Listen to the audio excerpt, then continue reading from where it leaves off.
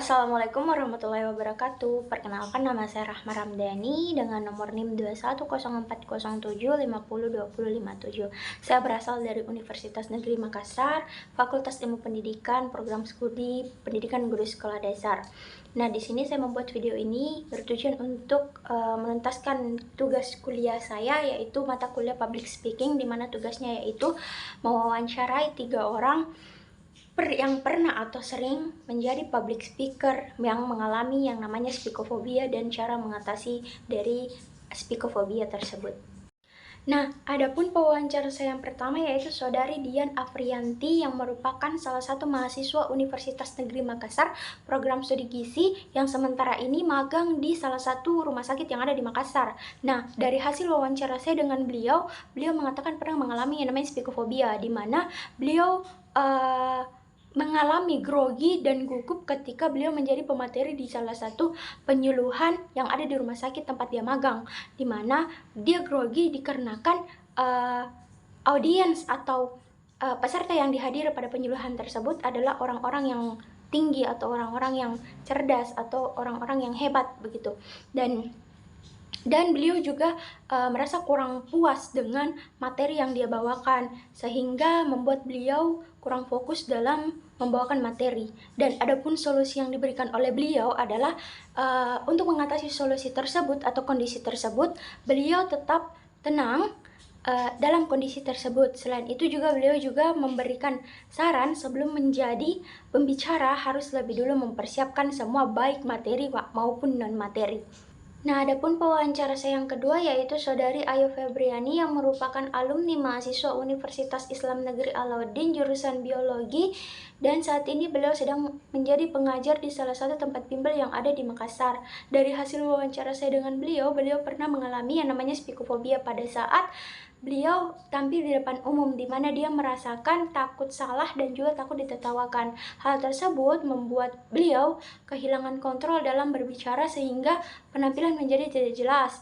Selain itu, tubuhnya menjadi dingin dan grogi dan hingga jari jemarinya gemetar.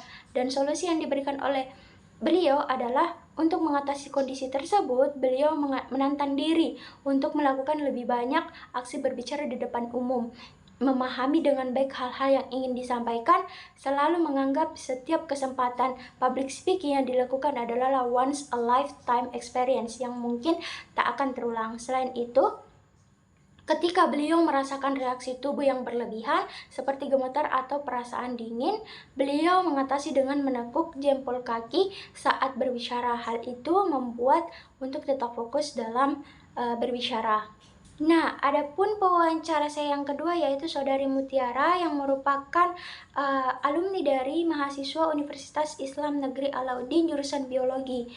Nah, dari hasil wawancara saya dengan beliau pernah mengalami spikophobia ketika audiensnya adalah orang-orang yang memiliki umur lebih tua dari beliau atau orang-orang yang memiliki pengalaman di atas pengalaman yang beliau punya. Apabila jika dia adalah tokoh publik atau bisa juga dalam situasi yang mendadak, sehingga beliau kesulitan untuk menyusun topik pembicaraan. Dan adapun solusi yang beliau berikan adalah untuk mengatasi hal tersebut, beliau biasanya menyusun beberapa poin penting yang akan dibicarakan, dan kemudian beliau juga biasa mencari informasi mengenai audiens, terutama jika audiens adalah orang-orang yang berpengaruh. Jika dalam situasi mendadak, beliau biasanya melakukan relaksasi dan berusaha santai saat berbicara. Nah, itulah tadi hasil wawancara saya dengan ketiga public speaker hebat yang pernah mengalami spikophobia.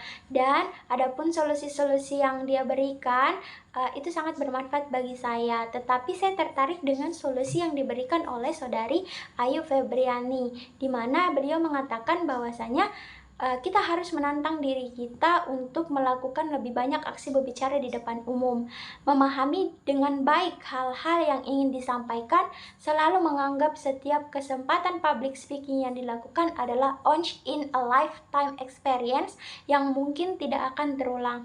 Itu saja, sekian dari saya. Mohon maaf bila ada salah kata dan salah ucap. Wabillahi taufiq wal hidayah. Wassalamualaikum warahmatullahi wabarakatuh.